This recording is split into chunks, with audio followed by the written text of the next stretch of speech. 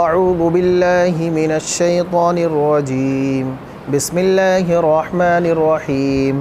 وَإِذِ ابْتَلَىٰ إِبْرَاهِيمَ رَبُّهُ بِكَلِمَاتٍ فَأَتَمَّهُنَّ قَالَ إِنِّي جَاعِلُكَ لِلنَّاسِ إِمَامًا قَالَ وَمِن ذُرِّيَّتِي قَالَ لَا يَنَالُ عَهْدِي الظَّالِمِينَ وَإِذْ جَعَلْنَا الْبَيْتَ مَثَابَةً لِلنَّاسِ وَأَمْنًا وَاتَّخِذُوا مِن مَّقَامِ إِبْرَاهِيمَ مُصَلًّى وَعَهِدْنَا إِلَىٰ إِبْرَاهِيمَ وَإِسْمَاعِيلَ أَن طَهِّرَا بَيْتِيَ لِلطَّائِفِينَ وَالْعَاكِفِينَ وَالرُّكَّعِ السُّجُودِ صدق اللہ العظیم۔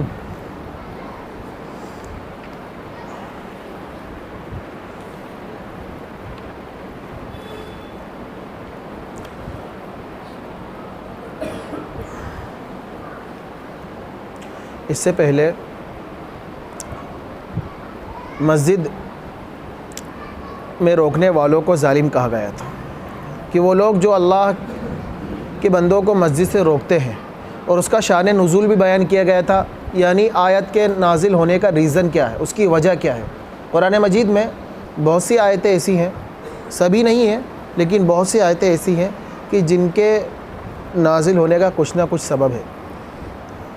اس کا کچھ موقع، اس کا کچھ وجہ۔ تو اسی طرح سے شان نزول اس کو کہتے ہیں۔ تو اس سے پہلے ادھوری بات رہ گئی تھی وہاں پر کہ ایک تو ہے مسجد کو آباد کرنا۔ اللہ تعالیٰ کے جو نیک بندے ہوتے ہیں وہ مسجد کو آباد کرتے ہیں۔ مسجد کو آباد کرنے کے اندر ایک بڑی قابل ذکر و قابل غور چیز یہ ہے کہ اللہ کی عبادت کو مسجد میں ادا کیا جائے، اللہ کے بندوں کو مسجد میں لایا جائے اور نیک کام کو مسجد میں انجام دیا جائے۔ لیکن اسی کے بالمقابل کفار کیا کر رہے تھے، اور کچھ لوگ جو یہود و نصارہ تھے مسجد اقصیٰ سے اور حرمین شریفین سے اس طرح سے اللہ تعالیٰ کے بندوں کو روک رہے تھے، جس کا شان نزول یہ بیان کیا گیا تھا۔ ایک تو سن 6 ہجری کا معاملہ تھا جب نبی اکرم صلی اللہ علیہ وسلم طواف کے ارادے سے اور اسی طرح سے حج بیت اللہ کے ارادے سے وہاں سے تشریف لے گئے مکۃ المکرمہ، جہاں پر کفار نے سن 6 ہجری میں ان کو روک دیا تھا۔ تو آپ علیہ الصلوۃ والسلام نے حدیبیہ کے مقام پر اپنا پڑاؤ ڈال دیا تھا۔ وہ آج بھی جگہ واقع ہے، جو حضرات گئے ہیں زیارت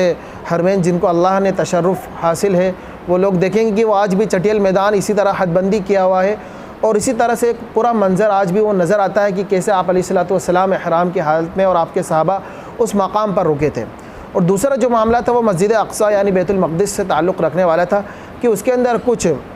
یہودیوں نے یا غالباً عیسائیوں نے گندگی ڈال دی تھی۔ کیا کرا تھا؟ اس کے اندر کچھ گندگی ڈال دی تھی اور مسجد کے آداب کو پامال کرنے کی کوشش کی گئی تھی۔ اب یہاں پر مفسرین نے جو قابل ذکر چیز لکھی وہ یہ ہے کہ ہم یہ مسجد جو یہاں پر لفظ استعمال کیا اللہ تعالیٰ نے، خاص نہیں بولا کہ مسجد حرام یا مسجد اقصیٰ یا پھر اسی طرح سے کعبۃ اللہ، مسجد کا لفظ استعمال کیا ہے تو تمام مسجدیں دنیا کے اس کے اندر آ گئی ہیں با اعتبار آداب۔ دیکھیے جو مساجد میں خصوصیت حاصل ہے وہ صرف 3 مسجدوں کو ہے۔ ایک تو مسجد نبی صلی اللہ علیہ وسلم جو مدینہ المنورہ کے اندر ہے، اور مسجد اقصیٰ جو فلسطین کے اندر ہے، اور اسی طرح سے حرمین شریفین اور کعبۃ اللہ جو اللہ تعالیٰ کا گھر ہے وہ مکۃ المکرمہ کے اندر ہے۔ ان 3 مساجد کو دنیا کی مساجد کے مقابلے میں با اعتبار فضیلت برتری حاصل ہے، اس معنی کر کے کہ ان کے اندر نماز پڑھنا اور دیگر مسجد میں نماز پڑھنا کہ زیادہ ثواب اور اجر و ثواب کا حقدار بنتا ہے۔ لیکن آداب کے اعتبار سے تمام مساجد ہیں۔ اسی طرح اللہ تعالیٰ نے یہاں پر صرف لفظ جو ذکر کیا ہے وَمَنْ أَظْلَمُ مِمَّنْ مَنَعَ مَسَاجِدَ اللہ تعالیٰ، تو اس دور میں بھی اگر ہم دیکھیں، ایک تو ہوتا ہے کہ مسجد کے اندر نہ جانا، لیکن ایک وہ کام ہوتا ہے کہ مسجد کی آبادی کے عمل، مسجد کی آبادی کی محنت کو نہ کرنا۔ الحمدللہ بہت سارے بندگان خدا ہیں اور بہت سے ایسے کام ہیں جس کے اندر مستقل مسجد کی آبادی کے عمل کا محنت ہوتا ہے۔ مسجد کی آبادی یعنی کس طرح سے اللہ تعالیٰ گھر آباد رہے۔ افسوس کی بات ہے ہم اس دور میں زندگی گزار رہے ہیں کہ جس کے اندر مسجد کو جو اللہ کا گھر ہے اس کو صرف اور صرف نماز کے لیے خاص کر رکھا ہے۔ یوں سمجھا جاتا ہے اور یہ تصور کیا جاتا ہے اور یہ سوچا جاتا ہے کہ مسجد ہے تو صرف نماز کے لیے جائی جائے، نماز کے لیے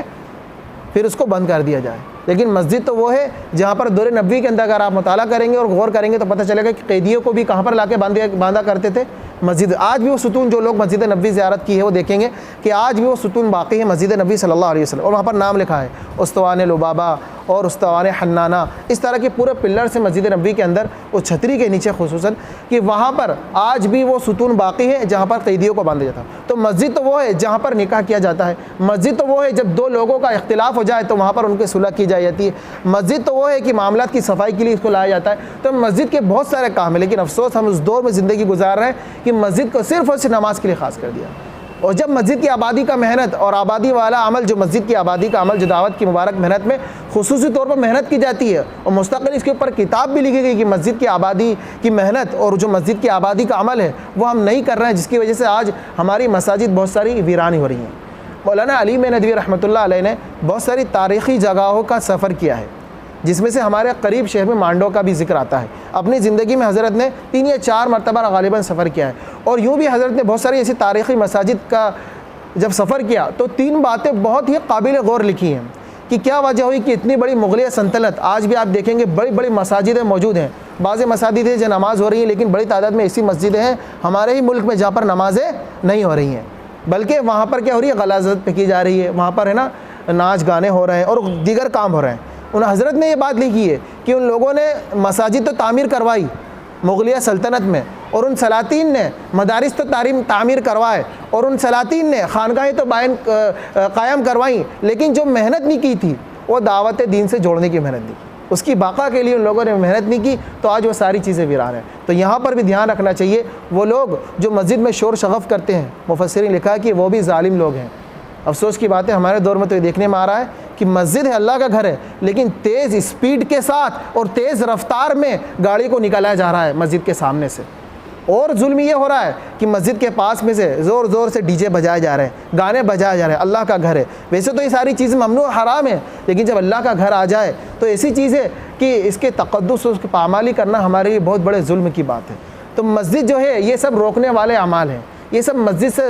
روکے جانے والی چیزیں ہیں جس سے ہم سب کو بچنا چاہیے کہ جب مسجد آ جائے، جب اللہ کا کوئی گھر آ جائے، جب مدارس آ جائے، خانقاہ آ جائیں، اور جب ایسی جگہ آ جائیں تو وہاں پر سنجیدگی اور متانت سے گزرنا چاہیے. چاہے جائے کہ وہاں پر شور کرنا، گاڑی کو تیز نکالنا اور وہاں پر گانوں کو بجانا، یہ بہت بڑا ظلم عظیم ہے اس وقت میں. تو ہمیں امت مسلمہ کو روکنا ہوگا اور اس قرآن آیت کریمہ کی روشنی میں ان کو بتانا ہوگا کہ اللہ نے ایسے لوگوں کو بڑا ظالم کہا ہے، اور ظالم لوگ کیا ہوں گے، تاریکی میں ہوں گے، ظلمت میں ہوں گے قیامت کے دن، ان کے لیے صرف اندھیرا ہی اندھیرا ہوگا. تو یہاں پر مسجد کے تعلق سے یہ بات تھی. اور دوسری بات یہاں پر جو اصل آئی ہے ابراہیم علیہ السلام کی، کہ یہود و نصارہ اور بت پرست جو مشرکین تھے، ان کا دعویٰ یہ تھا کہ اللہ کے نبی جو برگزیدہ نبی گزرے ہیں خلیل اللہ، جن کو اللہ تعالیٰ نے خلت کے لقب سے نوازا ہے، خلیل کے، اور خلیل کے معنی کیا آتے ہیں، دوست کے. ایک جو سچا دوست ہوتا ہے اس کے لیے عربی میں کیا ورڈ کو یوز کرتے ہیں، خلیل. تو اللہ کے نبی گزرے ہیں حضرت ابراہیم علیہ السلام. اب مشرکین کا اور بت پرست کا اور یہود و نصارہ کا، یہ جو 3 گروہ بنیادی جو قدیم گزرے ہیں، ان میں مشرکین اور یہود و نصارہ، تو ان کا دعویٰ تھا، یہ دعوے دار تھے اس بات کے کہ جو ابراہیم علیہ السلام ہے وہ ہم لوگوں کے مذہب کو مانتے ہیں. مشرکین کہتے تھے کہ وہ ہمارے مذہب کو ماننے والے ہیں، یہود کہتے تھے نہیں وہ تو ہمارے جد امجد ہیں اور ہمارے مذہب کو فالو کرنے والے ہیں، وہ تو ہمارے ہیں خصوصاً. اور اسی طرح سے نصارہ بھی یہی بات کہتے تھے کہ ابراہیم علیہ السلام تو ہمارے ہیں. لیکن اللہ تعالیٰ نے اس قرآن مجید کے اندر یہ بات ذکر کر دی کہ ابراہیم علیہ السلام جس دین کے اوپر تھے وہ دین کون سا تھا، اور ان کی جو قربانی تھی وہ کون سی تھی، اور انہوں نے جس توحید کے علم بردار تھے وہ، اور جس توحید کو لے کے دنیا میں انہوں نے چلے تھے، جس توحید کو لے کے دنیا میں انہوں نے کام کیا تھا، وہ کیا چیز تھی اور کیا اصل ہے. نہ کہ وہ مشرک تھے اور نہ کہ وہ بت پرست تھے، اور نہ ہی ابراہیم علیہ السلام کیا تھے، یہود تھے، نہ نصارہ تھے. تو اللہ تعالیٰ نے ابراہیم علیہ السلام کے یہاں پر اوصاف بتائے اور ان کے امتحان کا ذکر کیا ہے کہ اللہ تعالیٰ نے کس طرح سے حضرت ابراہیم علیہ السلام سے کیا لیا تھا، امتحان لیا تھا. پورے امتحان کا بھی یہاں ذکر کیا ہے، اور امتحان کس نوعیت کا تھا، کس طرح کا امتحان تھا، وہ کون سا امتحان تھا جو ابراہیم علیہ السلام سے لیا تھا، اور اس کا کیا مقصد تھا، اور امتحان میں کامیاب ہونے پہ اللہ تعالیٰ نے ان کو کیا انعام دیا تھا. یہ ساری چیزوں کا اس مختصر سی آیت میں اللہ تعالیٰ نے ذکر کیا ہے. اب سب سے پہلی چیز ہے امتحان. ایگزام جو ہوتا ہے عام طور پر اس لیے لیا جاتا ہے کہ انسان کی قابلیت پتہ کرے. جس طرح سے جو ٹیچر ہوتا ہے وہ اپنے اسٹوڈنٹ کا امتحان لیتا ہے کہ اس کی صلاحیت معلوم ہو، اس کے اندر کیا کوالٹی ہے وہ اجاگر ہو اور اس کی خوبی اجاگر ہو. لیکن اللہ تعالیٰ تو کیا ہے؟ علیم و خبیر ہے، عالم الغیب والشہادہ ہے، غیب کی باتوں کو جاننے والا ہے۔ لیکن اس کے بعد بھی اللہ عز و جل نے ابراہیم علیہ السلام کا کیوں اس طرح سے امتحان لیا؟ تو مقصد یہ تھا کہ وہاں پر حضرت ابراہیم علیہ السلام کا یہاں پر جو لفظ رب ہے اس کے ذریعے امتحان لینا اصل مقصد نہیں تھا۔ ظاہری اصل میں تو یہ مقصد تھا کہ ان کی تربیت کرنا، کس طرح سے اپنے نبی کو ان حالات سے گزارنا، اور ان یہودوں اور نصارہ و مشرکین کو بتلانا کہ حضرت ابراہیم علیہ السلام جو نبی گزرے ہیں وہ کیا ہے؟ توحید کے علم بردار ہیں، وہ توحید پرست تھے، وہ توحید پر چلنے والے تھے، نہ کہ تم لوگوں کی جو شریعت ہے اور نہ کہ تم لوگوں کی جو یہ ملت ہے، تمہارا جو مذہب ہے اس کے پیروکار حضرت نہیں تھے، بلکہ وہ تو توحید کے علم بردار تھے۔ تو اب ابراہیم علیہ السلام کا یہاں پر آزمائش ذکر کی گئی ہے۔ اور ایک اور چیز اللہ تعالیٰ کو یہ بتلانا تھی کہ ابراہیم علیہ السلام کے دو بیٹے تھے، ایک تو اسحاق علیہ السلام اور اسماعیل علیہ السلام۔ اسماعیل علیہ السلام وہ جو ذبیح اللہ کہے گئے، اللہ تعالیٰ نے جن سے بڑا امتحان لیا کہ ان کی جگہ پر اللہ تعالیٰ نے مینڈے کو لا دیا اور وہ ذبیح ہونے سے بچ گئے، تو ان کو ذبیح اللہ کہا جاتا ہے۔ اور دوسرے جو بیٹے تھے اسحاق علیہ السلام، ان کی دو بیویاں تھیں ابراہیم علیہ السلام کی، ایک تو تھی حضرت سارہ رضی اللہ عنہ، اور دوسری بیوی کون تھی؟ حضرت ہاجرہ رضی اللہ عنہ۔ حضرت سارہ اور تو حضرت سارہ رضی اللہ عنہ سے کون تھے؟ حضرت اسحاق علیہ السلام تھے، اور حضرت ہاجرہ سے حضرت اسماعیل علیہ السلام تھے۔ جیسا کہ آپ نے واقعہ سنا ہوگا کہ کس طرح سے شیطان نے بہکایا جب وہ ذبح کرنے جا رہے تھے، اور حضرت ہاجرہ کے پاس بھی شیطان آیا تھا۔ تو اس طرح سے حضرت ابراہیم علیہ السلام کی دو اولاد تھی، جس میں سے اسحاق علیہ السلام کی اولاد میں سے کون تھے؟ یعقوب تھے، حضرت یعقوب علیہ السلام۔ اور حضرت یعقوب علیہ السلام کے کیا نام ہے؟ ایک تو اسرائیل نام لکھا ہے، اور اسی طرح سے ان کا نام یہود بھی آتا ہے، جنہی کی نسل میں چل کے جو یہود ہوئے تھے۔ تو یہود جو تھے وہ اس بات کے چاہنے، ان کو اصل میں جو مسئلہ تھا دین اسلام سے اور یہ شریعت محمدی سے یہی تھا کہ ان کی منشا کے مطابق کام نہیں ہوا تھا۔ وہ یہ چاہ رہے تھے اور یہ دعویٰ کرنے والے تھے کہ ہم ہی اصل جنت کے ٹھیکیدار ہیں اور ہم ہی جنت کے حقدار ہیں۔ اور ان کا یہ اصل میں جو چڑ تھی اور یہود کو جو اعتراض تھا اور جو ان کی پریشانی یہ تھی کہ جو نبوت چلی ہے، جو نبوت پہلے نبی اکرم صلی اللہ علیہ وسلم سے پہلے جو نبوت چلی تھی وہ حضرت اسحاق علیہ السلام کی نسل میں چلی تھی، اور اس کے بعد میں اسماعیل علیہ السلام کی نسل سے اب جو شریعت چلی ہے وہ نبی اکرم صلی اللہ علیہ وسلم کی شریعت چلی ہے، جو کہ ان کی اولاد میں سے تھے حضرت ابراہیم علیہ السلام اور حضرت اسماعیل علیہ السلام۔ اس لیے تو کہا گیا کہ انا ابن الذبیحین، اللہ کے نبی علیہ السلام نے فرمایا کہ میں دو ذبیحوں کا بیٹا ہوں۔ ایک تو یہ کہ ان کے خود والد جو صلبی والد تھے، جو سگے باپ تھے، حضرت عبداللہ، کہ انہوں نے بھی اللہ کی راہ میں اونٹوں کو ذبح کیا تھا، تو ان کو بھی ذبیح کیا گیا ہے، ذبیح کا نام دیا گیا۔ اور اسی طرح سے حضرت اسماعیل علیہ السلام جو بھی اللہ کے راستے میں قربان ہونے والے تھے، تو ان کو بھی، تو اللہ کے نبی نے فرمایا کہ میں دو ذبیح ہونے والوں کا کیا ہوں؟ بیٹا ہوں، انا ابن الذبیحین۔ تو یہود کو جو اصل مسئلہ ہے یہود کا، ان کو یہی مسئلہ تھا، انہوں نے اپنے آپ کو ٹھیکیدار سمجھ لیا تھا، اور ان کا یہ چڑ تھی کہ نبوت جو چلے وہ ہماری نسل سے چلے۔ لیکن اللہ تعالیٰ نے بتا دیا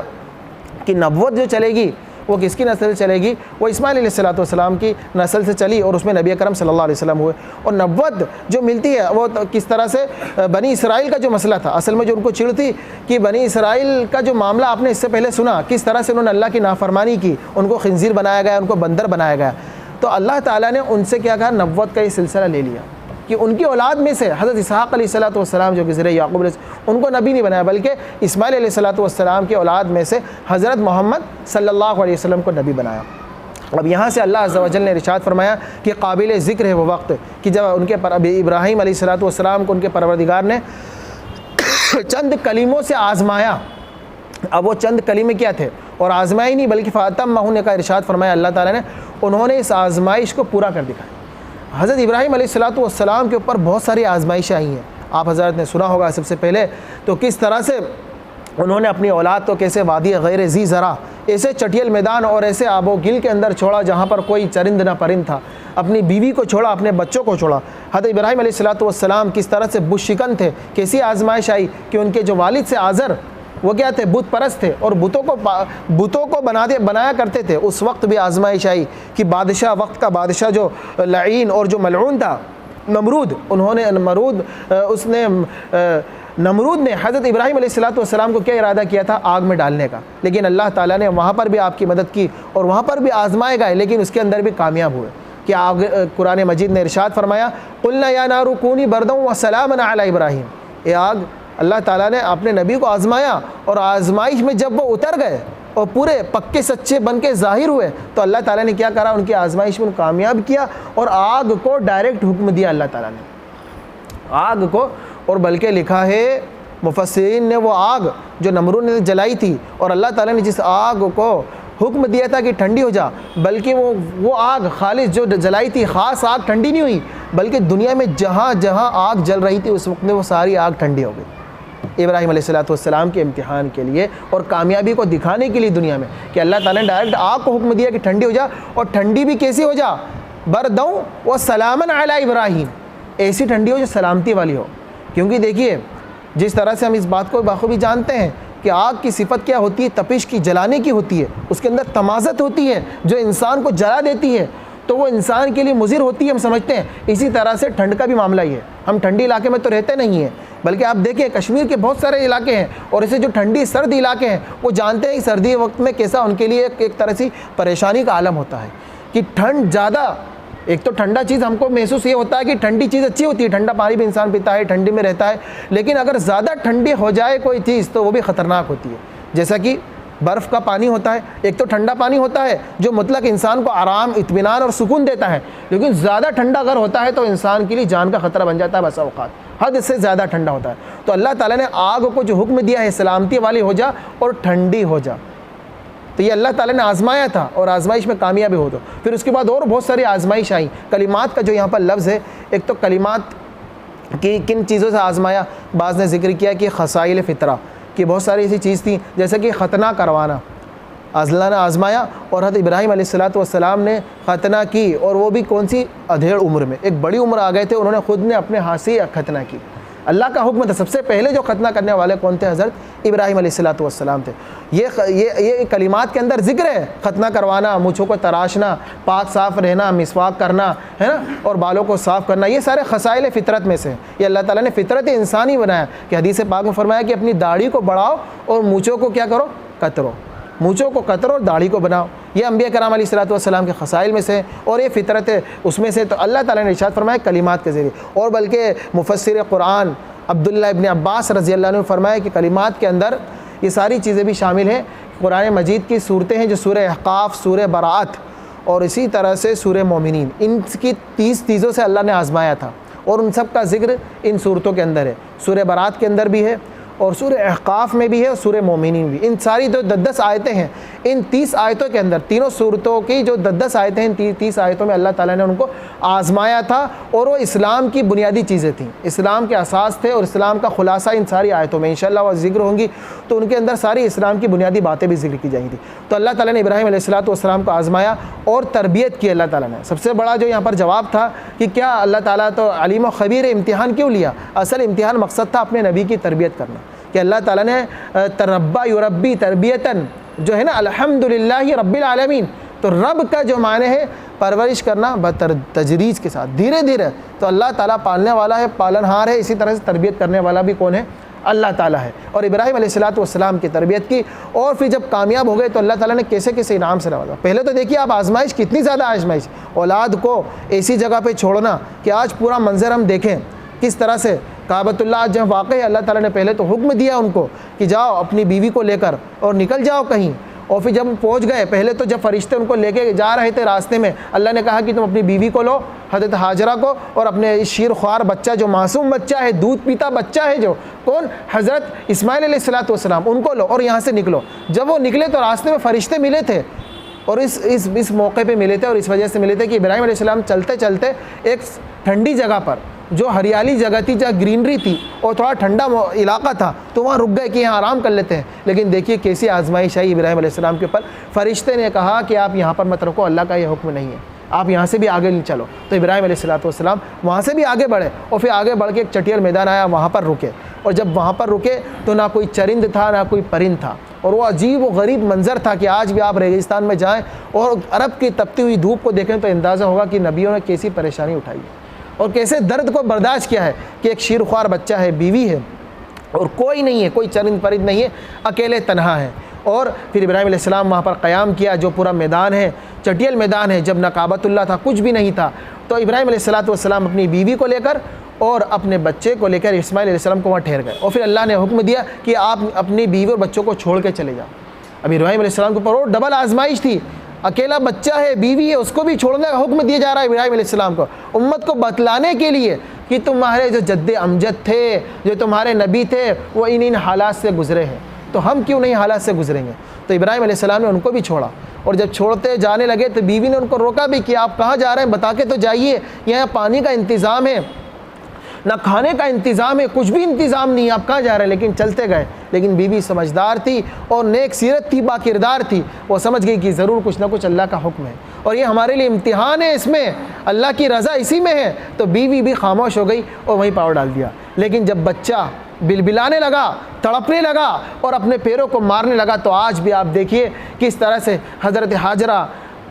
حاجرہ دوڑی، کبھی صفا پہ جا رہی ہیں تو کبھی مروہ پہ جا رہی ہیں، اور پورا منظر کو آپ یاد کریے کہ حضرت حاجرہ اس تپتی ہوئی ریت میں دوڑی چلے جا رہی ہیں اور ایک بچہ بلبلا رہا ہے دودھ کے مارے، پانی کے مارے۔ عورت جب پانی پیے گی تو دودھ آئے گا، کچھ کھائے گی تو دودھ آئے گا، عورت کو دودھ نہیں ہے، پانی نہیں ہے، تو حضرت حاجرہ دوڑی دوڑی گئی صفا پہ، مروہ پہ 7 چکر لگائے۔ اللہ کو وہ چکر ایسے پسند آئے کہ حجاج اکرام کے لیے کیا کر دیا، اس کو لازم کر دیا۔ آج بھی حجی جاتے ہیں تو کیا کرتے ہیں، صفا مروہ کے لگاتے ہیں کہ نہیں چکر، کبھی صفا کو جا رہے ہیں کبھی مروہ کو جا رہے ہیں، 7 چکر لگائے تھے حاجرہ نے، تو رہتی دنیا تک کے لیے، قیامت تک کے لیے اللہ نے اس عمل کو کیا کر دیا، خاص کر، اور آج بھی حجاج وہاں چکر لگا رہے ہیں۔ تو اس طرح سے اللہ تعالیٰ نے ان کو آزمایا اور ان کو انعام بھی دیا، اور انعام کیا دیا ہے، قال انی جاعلک للناس اماما، کہ اللہ تعالیٰ نے ان کو امامت کا شرف دیا، جو پیشوا اور جو مقتدی بنایا ہے۔ انسان کے اندر اگر ایسے خوبیاں ہوتی ہیں تب جا کے وہ لیڈر بنتا ہے۔ اللہ کے نبی علیہ السلام نے کیا ارشاد فرمایا، سید القوم خادمہم، قوم کا سردار وہ ہے جو قوم کا خادم ہے۔ قوم کی خدمت پہلے کرنا پڑے گی جب اللہ سرداری دے گا۔ کہ بنی اسرائیل کو اللہ تعالیٰ نے نعمت دی تھی، لیکن انہوں نے کیا کری، سرکشی کری، نافرمانی کی، اللہ کی کسی نافرمانی کی، رونگٹے کھڑے ہو جاتے ہیں۔ لیکن اللہ نے وہاں سے امامت کے شرف کو لے لیا، ابراہیم علیہ السلام کو دیا، اور ان کی اولاد میں سے، اسماعیل علیہ السلام کی اولاد میں سے نبی محمد صلی اللہ علیہ وسلم کو مبعوث فرمایا، جن کی امت میں آج ہم پہ ہیں۔ تو اللہ نے کیا فرمایا، قال انی جاعلک للناس اماما، کہ ہم نے کیا کرا، لوگوں کے لیے ان کو پیشوا اور مقتدی بنا دیا، کہ انہوں نے پریشانی اٹھائی تو اللہ تعالیٰ نے اس مکۃ المکرمہ کے اندر، کہ پہلے جو قبلہ تھا بیت المقدس تھا، اور بنی اسرائیل کے سامنے وہ موجود تھا، فلسطین تھا، مسجد اقصیٰ تھی، لیکن انہوں نے پامالی کی، تو اللہ تعالیٰ نے اس قبلے کو بدل کے کہاں لا دیا، کعبۃ اللہ کی طرف لا دیا۔ سارے لوگوں کی توجہ کا مرکز کس کو بنا دیا، کعبۃ اللہ کو بنا دیا۔ بنی اسرائیل کو اللہ نے نعمت دی تھی، لیکن انہوں نے نعمت کی کیا ناقدری کی، تو چھین لی۔ تو اللہ تعالیٰ نے پیشوا بھی، امام بھی بنایا، قال انی جاعلک للناس اماما، قال ومن ذریتی، یہ ذریت ہے نا، ذریت کے معنی اولاد، کہ ان کی اولاد میں سے، کہ اللہ تعالیٰ نے ان کی اولاد میں سے پیشوا بنایا، امام بنایا اور اقتدار کے قابل بنایا۔ قال لا ینال عہد الظالمین، اور اللہ تعالیٰ نے ارشاد فرمایا کہ ہرگز ظالمین اپنے عہد تک کو حاصل نہیں کر سکتے۔ جو ظالم لوگ ہوتے ہیں ہرگز وہ اپنے مقصد میں کامیاب نہیں ہو سکتے۔ جو ظالم لوگ ہوتے ہیں ان کے لیے تاریکی اور اندھیرا ہوتا ہے، اور جس کو قائد بننا ہو، جس کو لیڈر بننا ہو، اور جس کو کچھ عہدہ حاصل کرنا ہو تو محنت کرنی ہوگی۔ کہ ابراہیم علیہ السلام نے ساری آزمائشوں کو برداشت کیا، ساری پریشانیوں کو جھیلا، اور ساری پریشانیوں کے اندر اپنے رزلٹ کو جو حاصل کیا ہے، جو کامیابی حاصل کی ہے، وہ کب کی ہے، کہ انہوں نے امتحان، جو عملی امتحان تھا زندگی میں۔ آج تو ہمارے سامنے امتحان ہوتا ہے، وہ کیا ہوتا ہے، وہ پریکٹیکل طور پہ نہیں ہوتا ہے، کہ وہ تو ایک ظاہری اعتبار سے امتحان ہوتا ہے، ایگزام جو ہوتا ہے، اور ممتحن کون تھا، اللہ تعالیٰ ممتحن تھا، امتحان لینے والا۔ تو انہوں نے عملی زندگی کو اپنا اصل سنوارا اور اپنی عملی زندگی کو اصل بنایا، تو اللہ تعالیٰ نے فرما دیا کہ ایسے لوگوں کے لیے کامیابی ہے، اور ان کو پورے 100 نمبر دیے امتحان کے اندر، فَأَتَمَّهُنَّ، انہوں نے کر دکھایا، اور انہوں نے بھی کر دکھایا، اور ان کی اولاد نے بھی کر دکھایا۔ حضرت اسماعیل علیہ السلام کو کہا کہ بیٹا اللہ کا حکم ہے، ایک خواب دیکھا ہے، تو کیا فرمایا، قال یا ابت افعل ما تؤمر ستجدنی ان شاء اللہ من الصابرین، کہ جیسا باپ ہوگا ویسی اولاد ہوگی۔ دیکھیے یہ اثر ہوتا ہے، علماء نے لکھا ہے، یہ اثر ہوتا ہے، اولاد کا اثر، باپ کا اثر اولاد پر آیا، کہ بچہ جو بالکل نادان ہے اور بالکل سیدھا اور بھولا بھالا ہے، لیکن اس کے بعد بھی فرمایا یا ابت افعل ما تؤمر ستجدنی ان شاء اللہ من الصابرین، کہ آپ تو کر گزریے جو اللہ تعالیٰ نے آپ کو حکم دیا ہے، آپ تو مجھے صابرین میں سے پائیں گے، صبر کرنے والوں میں سے پائیں گے۔ تو اللہ تعالیٰ نے ان کے خاندان کو آزمایا، ان کی بیوی کو آزمایا، بچوں کو آزمایا، اور پھر کامیابی کو بتا دی، اور قیامت تک کے آنے والی انسانیت کو بتا دیا کہ جو آزمائش میں کی بھٹی میں پسے گا، اور جو آزمائش سے میں دو چار کیا جائے گا، اس کو اللہ تعالیٰ کامیاب کہیں گے۔ والذین جاہدوا فینا لنہدینہم سبلنا وان اللہ لمع المحسنین، کہ جو لوگ ہمارے دین میں دین کے کام میں اور دین کی محنت میں کوشش کریں گے، محنت کریں گے تو ہم انہیں ضرور ہدایت دیں گے۔ تو اللہ تعالیٰ نے کیسی ہدایت دی کہ پورا آگے ابھی اور آئے گا، ابھی یہاں پر تو اختصار کے ساتھ ہے، آگے اور آئے گا کہ اللہ تعالیٰ نے کعبۃ اللہ کو کس طرح سے پوری دنیا کے توجہ کا مرکز بنایا، پوری دنیا کے لوگ، اور وہ جگہ جہاں وادی غیر ذی زرع کہا، جہاں پر نہ کوئی چٹیل میدان ہے بالکل، جہاں نہ کوئی گھاس ہے، نہ پھوس ہے، نہ کوئی درخت ہے، لیکن آج اللہ تعالیٰ نے وہاں پر سارے میوجات کو لا کے ڈال دیا۔ حجاج کرام سے پوچھئے، معتمرین سے پوچھئے کہ سارا دنیا کی ساری نعمت مکہ المکرمہ کے اندر آ کے کیا ہو گئی، سمٹ گئی ہے، کہ ایسے ایسے پھل جو دنیا میں ہم نے کبھی کھائے نہیں ہوں، جانتے نہیں ہو، اللہ تعالیٰ نے وہاں دکھا دیے۔ یہ کس وجہ سے؟ کہ حضرت ابراہیم علیہ السلام کی قربانی تھی، جد امجد جن کو کہا گیا اللہ کے نبی علیہ السلام نے کہ ان کی اولاد میں سے تھے، تو یہ ان کی قربانی تھی، یہ ان کی کوشش تھی، یہ ان کی پریشانیوں کو برداشت کرنا، مشقتوں کو برداشت کرنا تھا۔ اللہ تعالیٰ نے پوری دنیا کو دکھا دیا کہ جو کوشش کرے گا اللہ اس کو کامیاب کرے گا۔ تو اسی طرح سے اللہ تعالیٰ نے کعبۃ اللہ کے تعلق سے فرمایا کہ لوگوں کو توجہ کا مرکز بنایا، کہ جب ابراہیم علیہ السلام نے اللہ نے حکم دیا کہ کعبہ کو تعمیر کیجیے، ابراہیم علیہ السلام نے اللہ تعالیٰ کے حکم کی تعمیر، اللہ تعالیٰ کے حکم کو مانا، اور اس وقت بھی کوئی لوگ وہاں موجود نہیں تھے، لیکن اللہ کا حکم تھا کہ کعبہ کو تعمیر کیجیے، اور فرمایا کہ تمہارا کام ہے آواز لگانا، تمہارا کام ہے تعمیر کرنا، اور آواز کو پہنچانا کس کا کام ہے؟ ہم لوگ، اللہ تعالیٰ کا کام ہے۔ آواز کا پہنچانا کس کا کام ہے؟ اللہ کا۔ تو ہمارا کام کیا ہے؟ کوشش کرنا، محنت کرنا، دین کے اندر اپنے آپ کو لگانا، اور ہمارے سے جتنا بن پڑے اور جتنا ہم سے ہو سکے ہماری قدرت کے بقدر ہم دین کے کاموں میں محنت کریں، دین کے کاموں میں اپنے آپ کو لگائیں، تو وہ کامیابی حاصل ہوگی جو اللہ تعالیٰ نے ابراہیم علیہ السلام کو اور ان کی اولاد کو جو کامیابی دی تھی۔ آج بھی یہی مطلوب ہے اور یہی مقصود ہے کہ ہم اپنے آپ کو پوری اس لیے ارشاد فرمایا الاجر بقدر المشقہ، کہ جو اجر ملتا ہے وہ مشقت کے بقدر ملتا ہے، کہ انسان جتنی زیادہ مشقت کرے گا اور جتنا زیادہ اپنے آپ کو کھپائے گا، لگائے گا، اللہ تعالیٰ اس کو اتنا اجر دے گا۔ تو مقصد یہی ہے ابراہیم علیہ السلام کے پورے واقعے سے۔ واقعہ بہت طویل ہے اور بہت ہی زیادہ ایکسپلین کے ساتھ میں ہے، لیکن مختصر میں یہاں پر یہی ذکر کرنا ہے کہ اپنے آپ کو آزمائش میں ہم ڈالیں، اپنے آپ کو ہمارے اوپر آزمائش جب آ جائے اللہ کی طرف سے تو اس آزمائش کو اللہ کی طرف سے امتحان سمجھیں اور اس کو خوشی خوشی قبول کریں۔ جس طرح سے آج بھی اہل غزہ کے اوپر، اہل فلسطین کے اوپر آزمائش آئی ہوئی ہے، لیکن وہاں سے ایسے مناظر آ رہے ہیں کہ وہ لوگ دین اسلام کو چھوڑنے کو راضی نہیں ہیں۔ ایسے موقع پر وہ قرآن مجید کی تلاوت چھوڑنے کو راضی نہیں ہے، ایسے موقع پہ وہ صوم و صلاۃ کی پابندی کر رہے ہیں۔ وہ بتانا چاہ رہے ہیں کہ حقیقی اولاد اسماعیل میں سے وہ لوگ ہیں۔ تو ہمیں بھی اپنے آپ کو استقامت میں ڈالنا ہوگا، قرآن مجید سے وہ محبت کرنی ہوگی جو نبی علیہ السلام ہم کو بتلا کے گئے کہ اس امت کا سب سے بڑا مسئلہ قرآن مجید سے دوری ہے اس وقت میں۔ اگر امت قرآن مجید کو مضبوطی سے تھام لے گی اور قرآن مجید کو اپنی زندگی میں اتارنا شروع کر دے گی تو اللہ تعالیٰ اس کے مسائل کو چٹکیوں میں حل کر دے گا۔ تو اس وقت ہمیں ابراہیم علیہ السلام کی سیرت کو سامنے رکھنا ہے ان آیات کی روشنی میں کہ ابراہیم علیہ السلام کے لیے اللہ تعالیٰ نے مسخر کیا، ساری چیزوں کو تابع کر دیا، کہ زمین بھی تابع، کہ زمزم کا کنواں جب وہ دوڑی تو زمزم کا وہ پورا کنواں ان کے لیے تھم گیا، اور وہ پانی پوری دنیا جس سے سیراب ہو رہی ہے، اور وہ پھل اللہ نے ان کو دیے، اور وہ رزق دیا، اور وہ اولاد کی آزمائش پہ اللہ نے ان کو انعام دیا کہ پوری دنیا کے لیے ان کو پیشوا اور مقتدی بنا دیا، امام بنا دیا، جن کے ہاتھوں اللہ تعالیٰ نے اتنے مقدس گھر کی کعبۃ اللہ کی تعمیر کروائی۔ تو مطلوب اور مقصود بس یہی ہے کہ دین کے کاموں میں اپنے آپ کو لگانا،